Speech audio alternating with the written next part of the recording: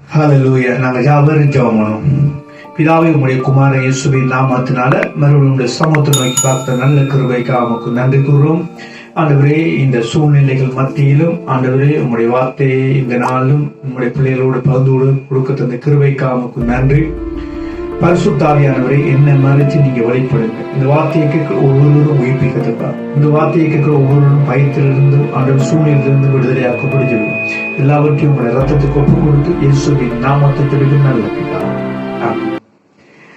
அன்பான சகோதரன சகோதரியே, நீங்கள் இந்த தேவனுடைய வார்த்தையை கேட்கிற சகோதரன சகோதரியே, நீங்கள் இந்த நாளிலும் சூழ்நிலைகள் மத்தியில, பயங்கள் மத்தியில தேவனுடைய வார்த்தையை நீங்கள் கேட்கிறீர்கள்.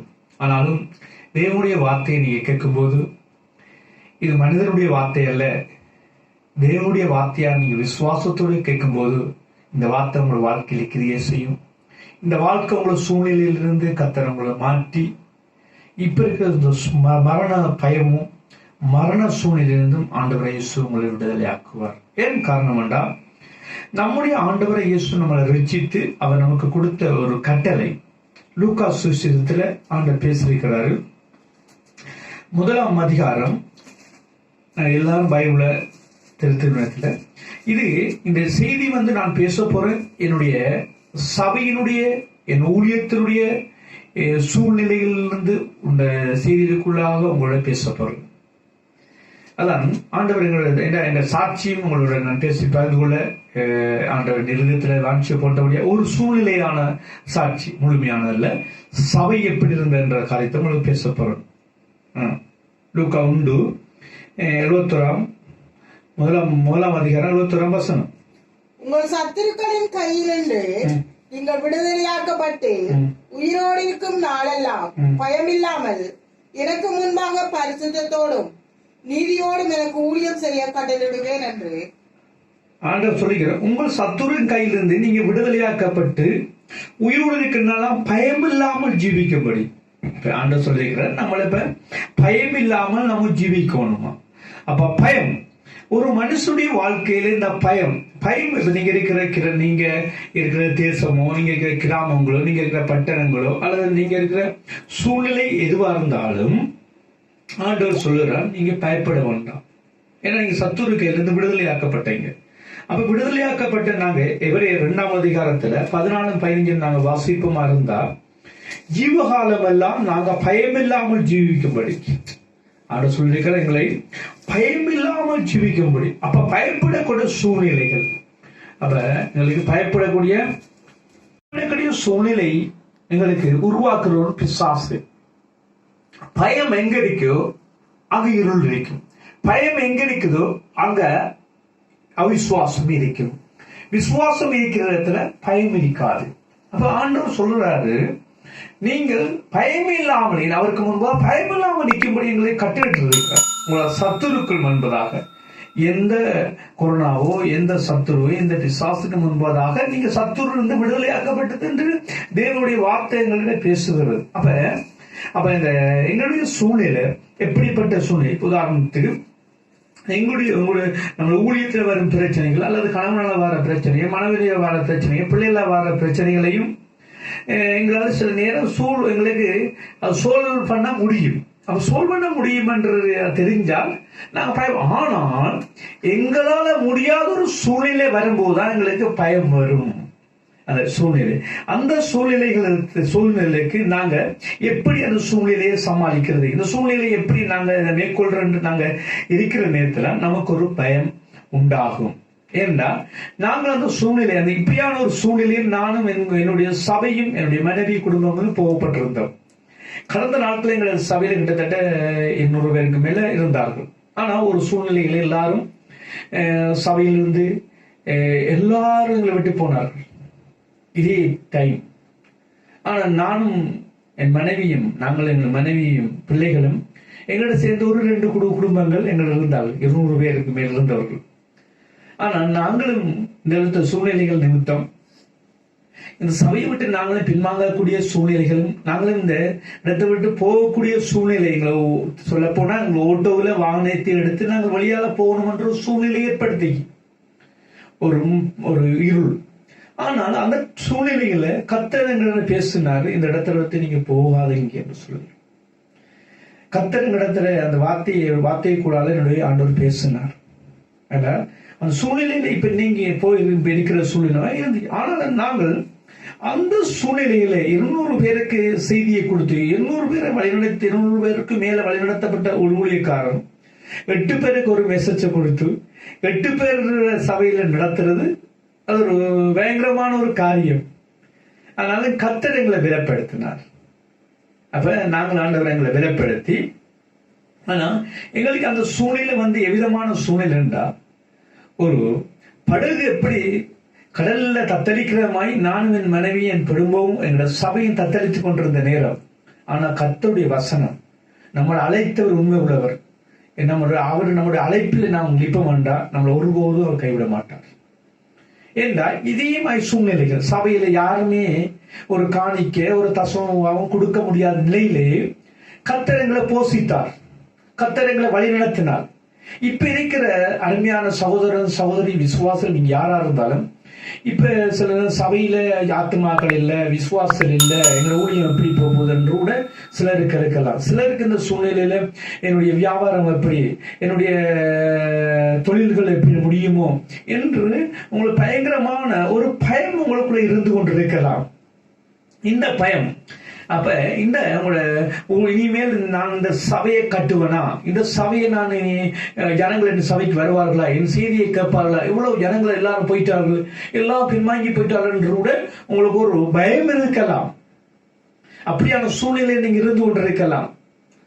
ஆனால் கர்த்தர் அன்று என் சபையில 8 பேருக்கு 2 குடும்பம் 3 குடும்பம் இருந்து, ஆனாலும் கர்த்தர் என்ன செய்தார்டா, திரும்பவும் எங்களை பலப்படுத்தி, திரும்பவும் எங்களை தைரியப்படுத்தி, திரும்பவும் ஆத்துமாக்களை தந்து, இழந்ததை விட பல மடங்கான ஆத்துமாக்களை கொடுத்து, எங்கள் சபைகள் இந்த சூழ்நிலையெல்லாம் கொரோனா அப்படி என்று சொல்லலாம்.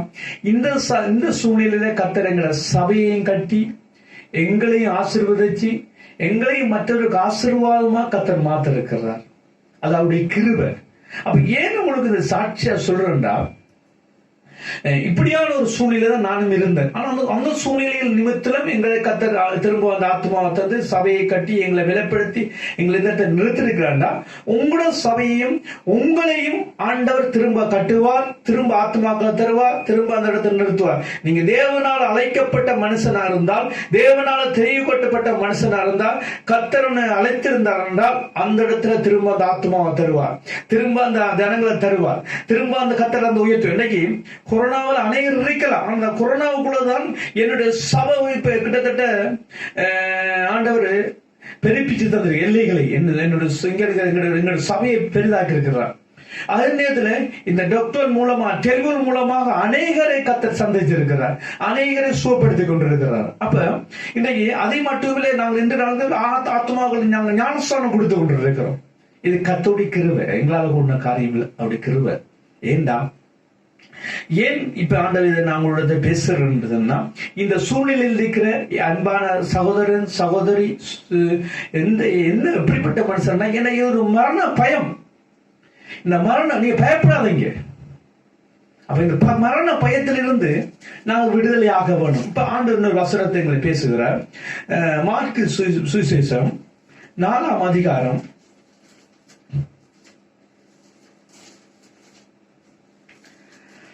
4:40. அவர் அவர்களை நோக்கி, ஏன் இப்படி பயப்படுகிறீர்கள், ஏன் உங்களுக்கு விசுவாசம் இல்லாம போயிட்டு என்றார்.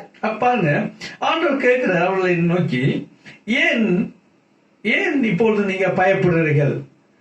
நான் உங்க பாருங்க, ஏன் ஆண்டவர் சொல்றாரு பயப்படுறீங்க, ஏன் என்னத்தை குறிச்சு பயப்படுறீங்க? உங்களுடைய சபையை குறித்து பயப்படுறீங்களா, உங்களுடைய ஊழியத்தை குறித்து பயப்படுறீங்களா, உங்களுடைய கணவனுடைய எதிர்காலம், மனைவி பிள்ளைகளுடைய எதிர்காலத்தை குறித்து நீங்க ஒருவரும் பயப்படாதீங்க. அங்க அவங்க பயப்படுறாங்க. ஆண்டவர் அந்த அவங்க பயப்படுறதுக்கு காரணம், பயப்படுறதுக்கு மேல பாத்தீங்கன்னா சூழ்நிலைகள். அவங்களுக்கு ஒரு மரண பயம். ஏன் அவங்க சோர்ந்து போய்த்தார்கள். அவர் எப்படி சோர்ந்து போனார்கள்? அவர்கள் கைகளினால அந்த தண்டு இழுத்து சோர்ந்து போயிருந்தார்கள். அவங்களுடைய படகுல அணியத்துல ஆண்டவர் இயேசு படுத்துக் கொண்டிருந்தார். இன்னைக்கு உன்னுடைய வாழ்க்கையில் என்னுடைய வாழ்க்கை இருதயத்தில் நம்ம ஆண்டவர் இயேசு இருக்கிறார். ஆண்டவர் இயேசு நம்முடைய வாழ்க்கை இருக்கிறார். அவர் படகுல இயேசு கிறிஸ்து இருக்கிறார் என்ற எண்ணம் அவளுக்கு இல்லை. அவங்க பார்த்த சூழ்நிலைகள் என்னத்தை பார்த்தார்கள்? அவங்க பார்த்த கடலையும் காத்தையும். அநியத்தில் இருந்த ஆண்டவர் இயேசுவை பார்க்கல. இன்னைக்கு உன்னுடைய வாழ்க்கையில் என்னுடைய வாழ்க்கையில் ஆண்டவர் இயேசு உள்ள இருக்கிறார். அதை நாங்கள் பார்க்கும்போது இந்த சூழ்நிலை எல்லாம் எங்களுக்கு மாறிவிடும். இந்த சூழ்நிலையெல்லாம் எங்களை கர்த்தர் மாற்றி விட்டுருவார். இந்த சூழ்நிலையில மாற்ற நம்ம ஆண்டவரால முடியும். அப்ப இந்த சூழ்நிலைகள் தான் ஒரு மனுஷனுடைய வாழ்க்கையில இன்னைக்கு ஓடிக்கொண்டிருக்கிற இன்னைக்கு அநேகருடைய வாழ்க்கையில மரண பயம். ஏன் அந்த மரண பயம் எப்படி என்ற ஒரு மனுஷனுடைய எப்படி அலைகள் திரண்ட படகுக்கு வாரதுல மனுஷனுடைய மனதுல அநேக போராட்டங்கள். மனதுல என்னுடைய குடும்பத்தை குறிச்சு நான் இந்த குடும்பத்தை எப்படி கட்டுவேன், இந்த பொருளாதாரத்தை எப்படி கட்டுவேன், இந்த லோனை நான் எப்படி கட்டுவேன், அல்லது என் ஊழியத்தை நான் எப்படி கட்டலாம், இதெல்லாம் முடிஞ்சு இதுல நீ தோத்து போயிட்டான்னு சரி பிசாசம் மனதுல அடிக்கடி பேசுவேன். என்னுடைய மனதிலே பேசினான் பிசாசு. ஆனால் கர்த்தருடைய வசனம் என்னுடைய இருதயத்தில் இருந்தது, வார்த்தை இருந்தது. வார்த்தையை பேசினோடையத்தான் நான் இன்றைக்கு இருக்கிறேன். ஏன் உங்களுக்கு ஆண்டவர் உங்களோட பேசும் வார்த்தை?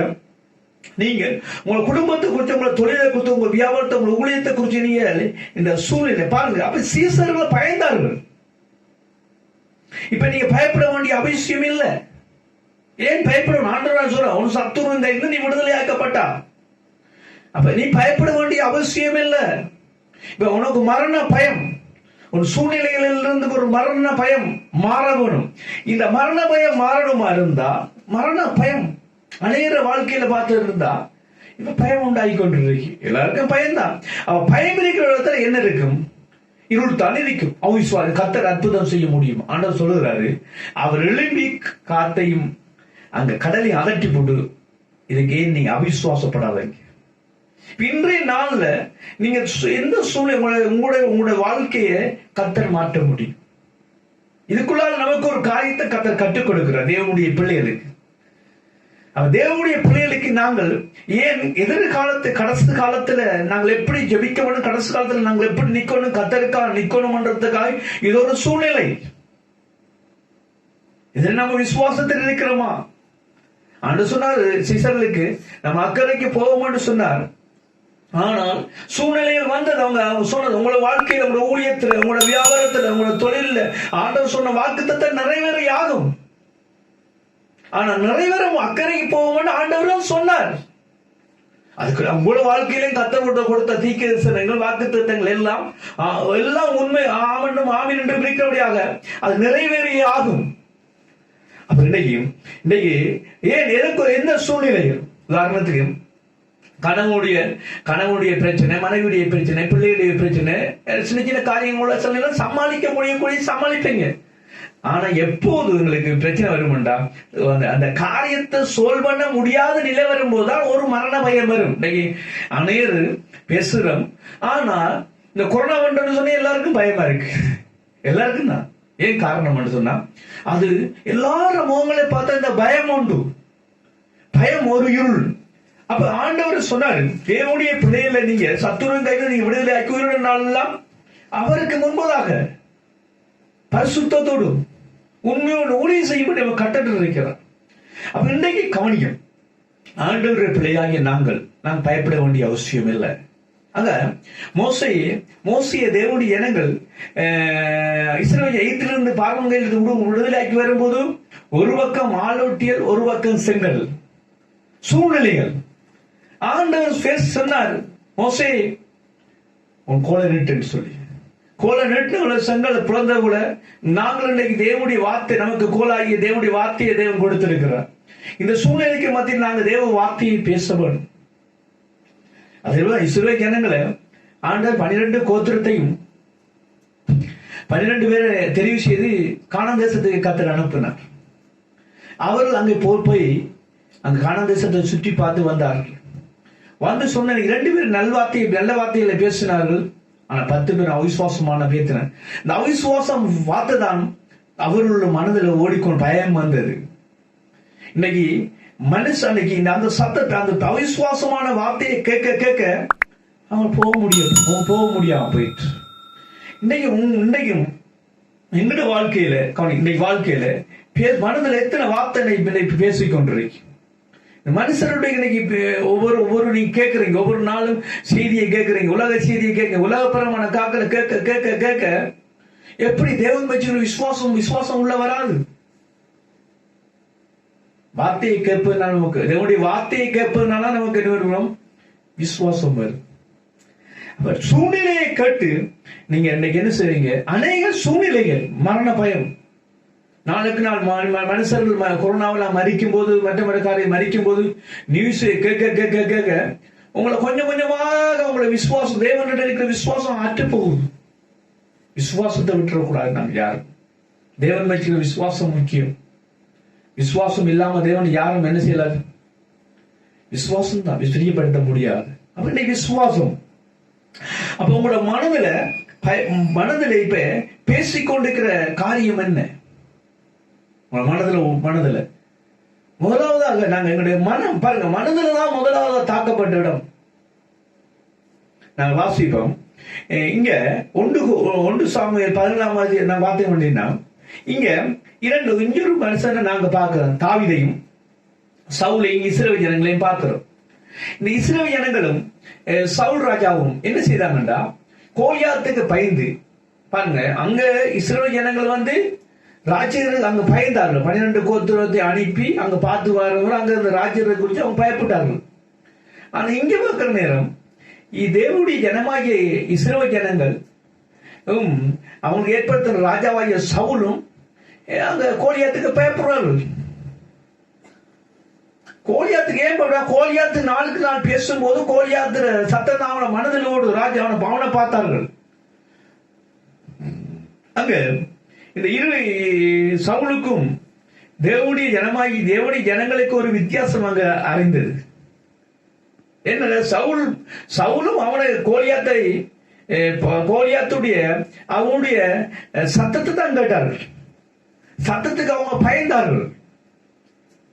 பயப்படும் போது அங்க அவங்களால ஒன்றுமே செய்ய முடியாம போயிட்டு. ஏன்னா அந்த பயந்த காரியம் அவங்க வாழ்க்கையில அங்க கோலியாத்துடைய சத்தத்தை கேட்டு கேட்டு கேட்டு இன்னைக்கு அனைவருடைய சத்தம் என்ன கேட்குது உங்களுக்கு? நம்ம இன்னைக்கு அரசியல்வாதிகளுக்கு பின்னாலே கோலியாத்து, இன்னைக்கு கொரோனாவுக்கு பின்னாலே கோலியாத்து, இவைகளுடைய நாளைக்கு நாள் அந்த சத்தங்களை கேட்க கேட்க எங்களுடைய சத்தம் யாரோட சத்தத்தை கேட்குது? சத்தத்தை கேட்க சவுல் இஸ்ரவேல் ஜனங்களும் கேட்டு பயந்தது கூட நாங்களும் இந்த சத்தத்தை கேட்டு கேட்டு பயப்படக்கூடாது. ஏன்? அதுவே தாவீது பயப்படலை. தாவீது ஆனா சவுல் ராஜாவும் இஸ்ரவேல் ஜனங்களும் அவங்களுடைய பலத்தையும் அவங்களுடைய தைரியத்தையும் ஒப்பிட்டு கோலியாத்துடைய சத்தத்தையும் அவங்க கணக்கு ஒப்பிட்டார்கள். ஆனா தாவீது ராஜாவோ அவன் ஒப்பிடல. ஆனா அவரோட இந்த ஜீவனுள்ள தேவனை ஒப்பிட்டு பார்த்தார். அதனால அங்க தாவீது அங்க பயப்படல. வாசிக்கலாம். அதனால ஜனங்க பயத்தை பற்றி தான் நம்மளோட பேசுகிறேன். வாசிப்போம். 1 சாமுவேல் நம்ம வாசிச்சோம். 1 சாமுவேல் 17:11.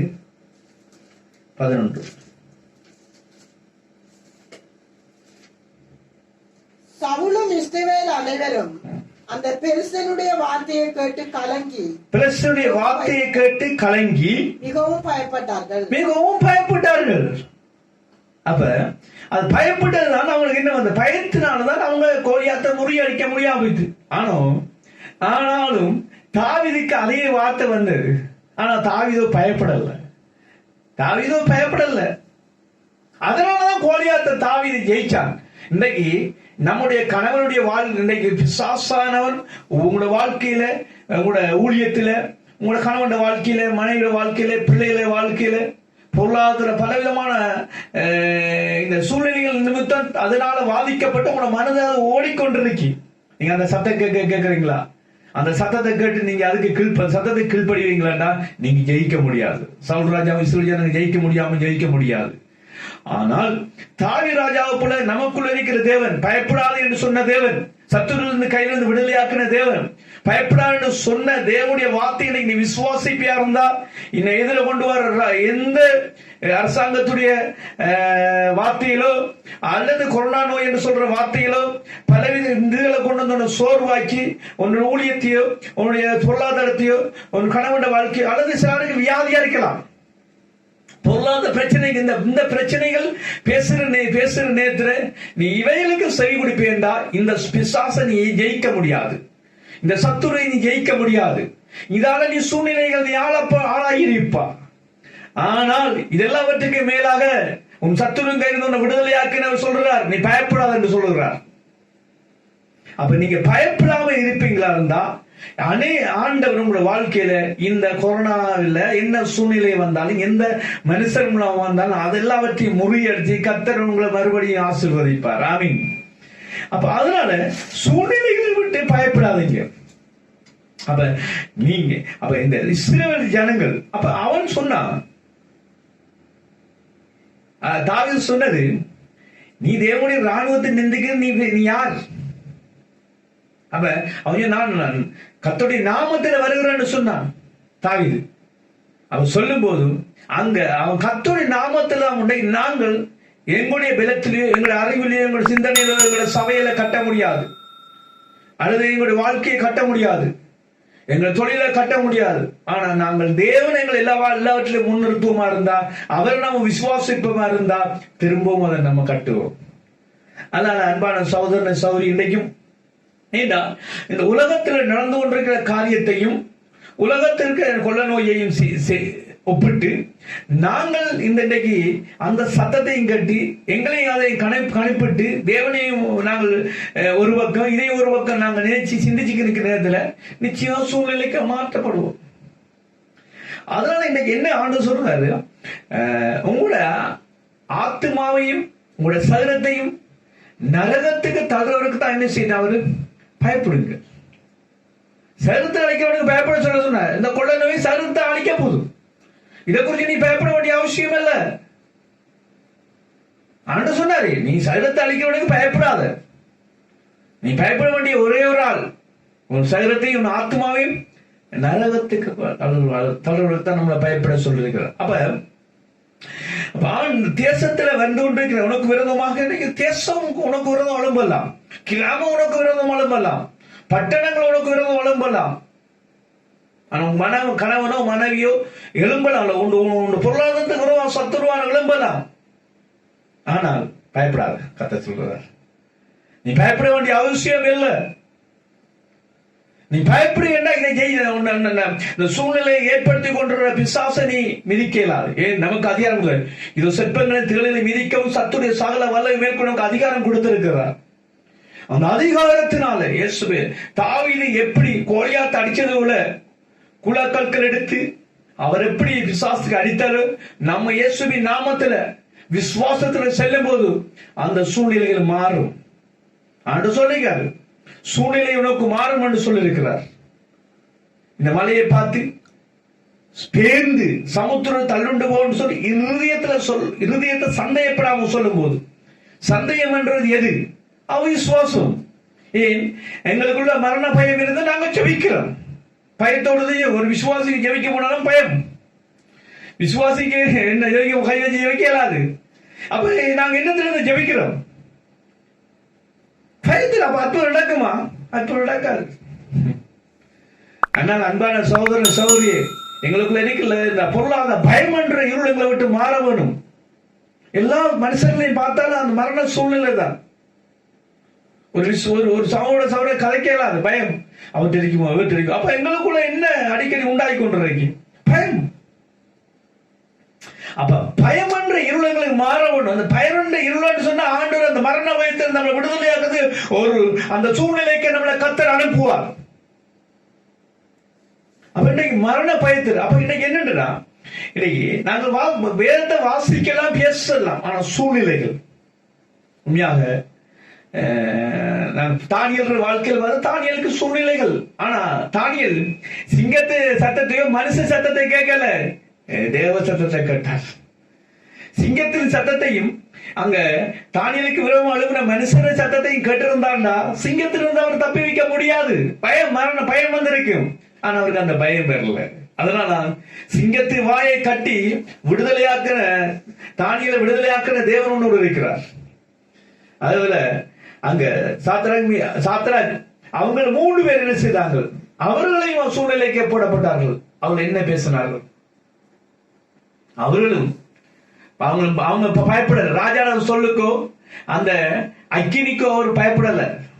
அந்த பயம் இல்லாம இருந்ததிலிருந்து அந்த அக்கினிக்கோ ஒரு ஆள் நின்றார், நம்ம ஆண்டவராகிய இயேசு. அதனால நீங்க என்ன சூழ்நிலைக்கோ அந்த சூழ்நிலைகளை நம்ம பயப்படாம இருப்போமா இருந்தால் நம்மளோட தேவன் நம்மளோட இருக்கிறார்.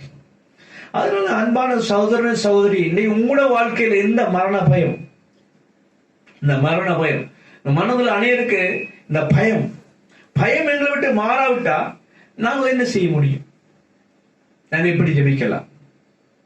அதனால மரண பயம் உண்மையாக சூழ்நிலைகள் அதிகமாக. அதனால இந்த சூழ்நிலைகள் தேவனுடைய பிள்ளைகளாகிய நாங்கள் சூழ்நிலையில கர்த்தர் மாத்துவார். கர்த்தர் சூழ்நிலையில மாத்துவார். நானும் நீங்கள் தேவனுடைய பிள்ளைகளாகி நாங்கள் ஜெபம் பண்ணும்போது கர்த்தர் சூழ்நிலையை மாற்றுவார். கர்த்தர் காட்டையும் கடலையும் மாற்ற முடியும். நிப்பாட்டினவர் ஆண்டவர். இன்னைக்கு நம்மளோட வாழ்க்கையில் இருக்கிற விசுவாசம் கொண்டு வர போராட்டம் ஏன் இது வந்திருக்கிறது? நாங்கள் கொஞ்சம் சற்று எல்லாரும் அநேக செய்திகளை கேட்கிறவர்கள், செய்தியை கேட்கிற தேவனுடைய பிள்ளைகள், கேட்கிற விசுவாசம் ஒவ்வொருவரும் நாங்கள் இன்றைக்கு ஆண்டவர் பிள்ளைகளாகிய சூழ்நிலைகள் பேசும் வார்த்தைகளை கேட்டு அது குறித்து பயப்படாதீங்க, அதை குறித்து கலங்காதீங்க, அதை குறித்து அதை குறிச்சே சிந்திக்க வேணாம். எங்க மனசுல அதுதான் படுக்க போகும்போது அநேகமான செய்திகளையும் நாங்க கேட்கறதுன்னா அதான் செய்தியை கட்டணும். அங்க 5 பேர் மறிச்சா 5-10 பேர் மறிச்சா அங்க பயந்து இப்படி கேட்டு அப்படியா இப்படியா ஒவ்வொருவரும் பேசுற எல்லாம் உலகம் பேசுற போதும் அவிசுவாசன வார்த்தை. அதனால நாங்களும் அந்த வார்த்தை கேட்டபடியாத்தான் நாங்களும் ஜெபிக்கலாம். ஆனாலும் அதை நாங்கள் உள்ளுக்கு எடுக்கக்கூடாது. தேவனுடைய பிள்ளைகளாகிய நாங்கள் கத்திடத்தில் நாங்கள் அவரிடத்துல எங்களுக்கு ஒரு விடுதலை, அவரிடத்துல தான் எங்களுக்கு ஒரு நம்ம தேசத்துக்கு ஒரு மாற்றத்தை கொண்டு வர முடியும். அதனால இந்த சூழ்நிலையில் ஏன் கர்த்தரை ஏற்படுத்தினார் என்று நீங்க கவனிப்பீங்களா இருந்தா, முதலாவது கர்த்தர் இஸ்ரவேல் ஜனங்களை விடுதலையாக்குறதுக்கு கர்த்தர் ஒரு காரியத்தை அங்கே ஏற்படுத்தினார். மோசேயை ஆண்டவர் அழைச்சி, நான் ஈத்தலைக்கு ஜனங்களை அவர்களுடைய பெருமைச்சை கேட்கவே நான் கேட்டேன், அவர்களை விடுவிக்க வா மோசே என்று சொல்லும் போது மோசையை பயப்பட்டான். மோசே சொன்னான், எனக்கு போய் வேளான்னு சொல்லி. ஏன் அங்க இல்ல ஆண்டவர். அதனால மோசைக்கு ஒரு பாடத்தாண்டவர் கற்றுக் கொடுத்தார். நீ அவனுக்கு ஒரு பயம் இருந்தபடியாக, அந்த பயத்தை கண்டபடியாக ஆண்டவர் சொன்னாரு, அவன் கூப்பிட்டு வேளாண்டு சொன்னதும் அடுத்தது அவன் பயப்படுற காரியம் மாற வேணும்ன்றதுக்காக மோசைக்கு ஒரு காரியத்தை ஆண்டவர் கற்றுக் கொடுத்தார். என்ன கற்றுக் கொடுத்தார்டா, அங்க ஆண்டவர் மோசை சொல்றார், மோசை உன் கையில் இருக்கிறது என்னன்னு ஆண்டவர் கேட்டார். மோசை நான் கோலன்னு சொன்னான். அந்த கோலை கீழே போடன்னு சொல்லும் போது மோசை அந்த கோலை கீழே போட்டான். அது பாம்பாகி மாறிச்சு. இப்ப ஆண்டவர் சொன்னாரு, நீ பாம்பை கண்டா எல்லாரும் நினைவாங்க, பயம் உண்டாகும். அப்ப பாம்பை பிடிக்க சொல்லி சொன்னாரு. ஏன் பிடிக்க சொல்லி சொன்னாரு? அவனுக்கு அந்த பயம் மாறுறதுக்காக. அவன் பாம்பு பிடிக்க வாழ பிடிச்சா கடிக்கும் அந்த பயம். அதெல்லாம் நீ பிடி கற்றுக் கொடுத்தாரு. அந்த சூழ்நிலை மாறி அவன் பிடிச்சது பிறகு அவங்க அந்த பாம்பை பிடிக்கிற பயம். இன்னைக்கு இந்த சூழ்நிலையில் அசுத்தாவியலை நம்ம இந்த சூழ்நிலை கடைசி கால எழுப்புறது, கடைசி காலத்துக்கு நம்ம ஜெபிக்கிறதுக்கு இது ஒரு சூழ்நிலை. இந்த மரண பயங்கள் மாற வேணும். மோசை என்ன கொண்டு போனாரு? அந்த கோலை பிடிக்கும் போது வாழை பாம்பை வலிமையாக தலையில பிடிப்பார்கள். ஆனா வாழை பிடிக்கும் போது பயன்தான் வரும். ஆனா ஆண்டு சொல்ல நீ பிடி, அவன் பிடிச்ச அந்த கோலா மாறிச்சு. அதே போல இன்னைக்கு ஆண்டேவ ஜனங்களாகிய நீங்கள் அங்க மோசை கற்றுக் கொடுத்தான் அந்த ஒரு சூழ்நிலைகளை பார்வன் விடுதலையாக்கப்படாம். அதே போலதான் சீசனுக்கு ஆண்டவர் அக்கறைக்கு போவோம். அவங்களுக்கு ஒரு மரண பயம் மாறணும்ன்றதுக்காக அப்படிப்பட்ட சூழ்நிலையை கர்த்தர் அனுப்பினார். அவங்களை கட்டிக்கொண்டபடியா தான் அப்படிப்பட்ட அசுத்தாவிகளுக்கு நேராக பல விதமான அலைகள் பிரச்சனை வந்தாலும் அவங்க நிற்கக்கூடியதாக இருந்தது. இன்னைக்கு நம்மளோட வாழ்க்கையிலே நீங்க எதை குறிச்சு இன்னைக்கு பயப்படுறீங்களோ நம்முடைய தேவன் சொல்லுறார், நீ பயப்படாத. வாசிப்போம் உபாகமம் 20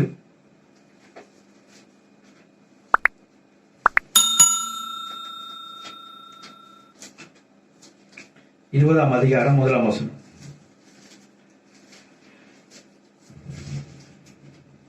நீ உன் சத்துருக்களுக்கு எதிராக யுத்தம் செய்ய புறப்பட்டு போகையில் குதிரைகளையும் இரதங்களையும் உன்னிலும் பெரிய கூட்டமாகிய தனங்களையும் கண்டால் அவர்களுக்கு பயப்படாத. உன்னை எகிப்து தேசத்திலிருந்து புறப்பட பண்ணின உன் தேவனாய கர்த்தர் உன்னோட கூட இருக்கிறார். ஆமென். அப்ப அவங்களோட பெரிய பெரிய படைகள் வந்தாலும் எப்படிப்பட்ட ராணுவங்கள் வந்தாலும் நீ ஒண்ணுக்கு பயப்படாத அப்படின்னு சொல்ற மோசை. ஏண்டா ஏத்திருந்து எனக்கு மோசை பார்வனுக்கு பயத்திலாம் வந்தவன், பார்வனுக்கு பயத்தான் ஓடி வர்றான். அப்ப அங்க எப்படிப்பட்ட ராணுவங்களுக்கு எப்படிப்பட்ட அதிகாரிகளுக்கான எல்லா வளமும் அவனுக்கு தெரியும். ஆனாலும் தேவனுடைய பலம் என்னது, தேவனுடைய அதிகாரம் என்ன, தேவனுடைய வல்லம் என்னன்றத மோசை கற்றுக் கொடுத்தது கர்த்தர் அனுப்பினார். இன்னைக்கு அருமையான சகோதர சகோதரி, இந்த சூழ்நிலையில் நமக்கு வந்து கொண்டிருக்க நமக்கு அந்த பயம் மாறணும், விசுவாசனுக்கு பயம் மாறணும். சத்துருவானவனுடைய முதலாவது ஆயுதம் பயம், வேற ஒன்றும் இல்லை.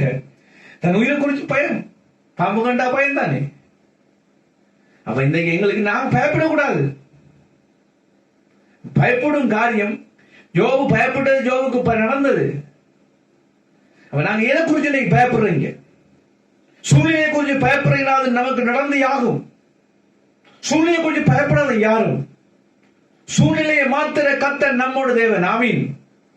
அவர் உன் வாழ்க்கையில உன் கணவனுடைய சூழ்நிலையை மாற்றுவார், மனைவியுடைய சூழ்நிலையை மாற்றுவார், உன் ஊழியங்கள் சூழ்நிலையை மாற்றுவார், உன் பொருளாதார சூழ்நிலையை மாற்றுவார்.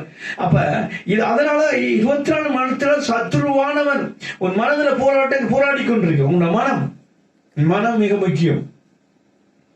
அப்ப அதனால இந்த காரியத்தில் நமக்கு என்ன இந்த நாட்கள்ல கற்றுக் கொடுக்குறாண்டா, நமக்கு மரண பயங்களை விட்டு போவோம். யாரு?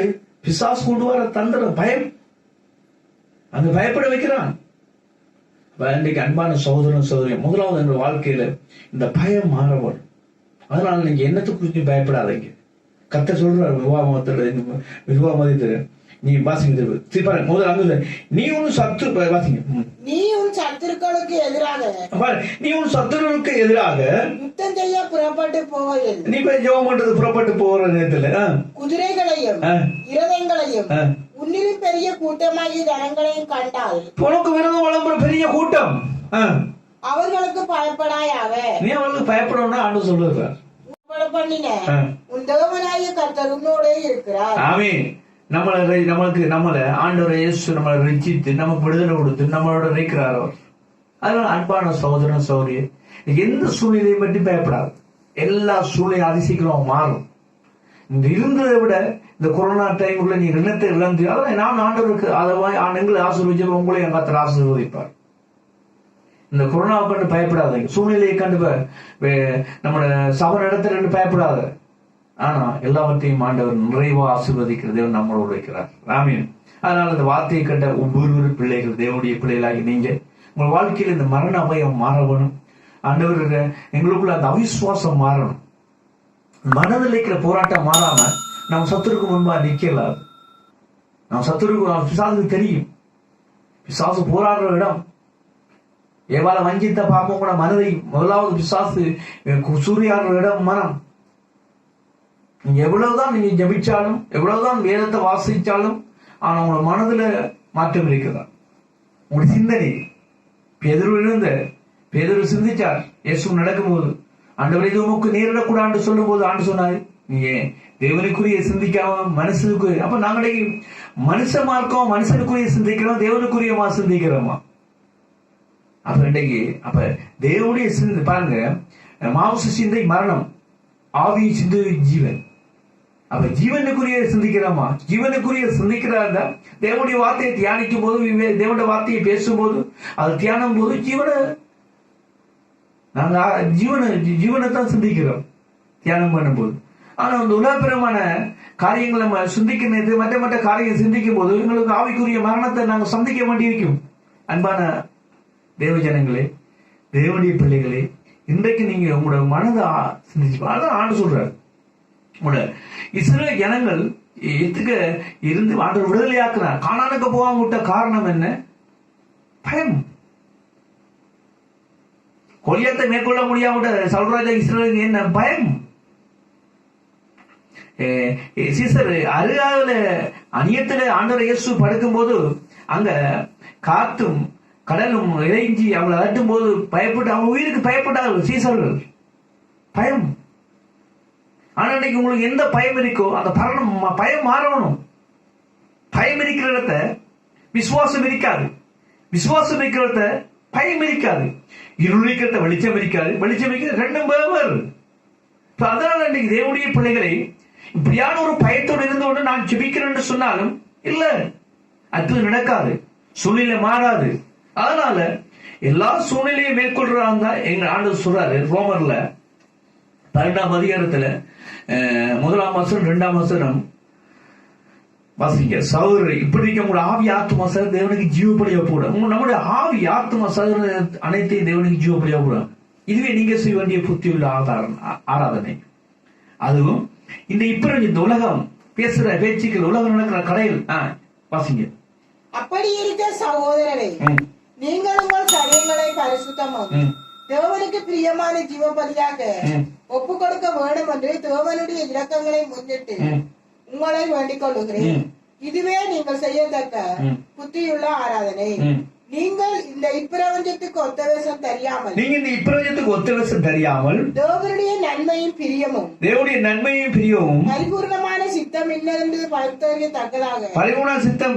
பகுத்தறியத்தக்கதாக உங்கள் மனம் புதிதாகிறதுனாலே மறுபமாங்கள். உங்கள் மனம் புதிதாக வேணும்.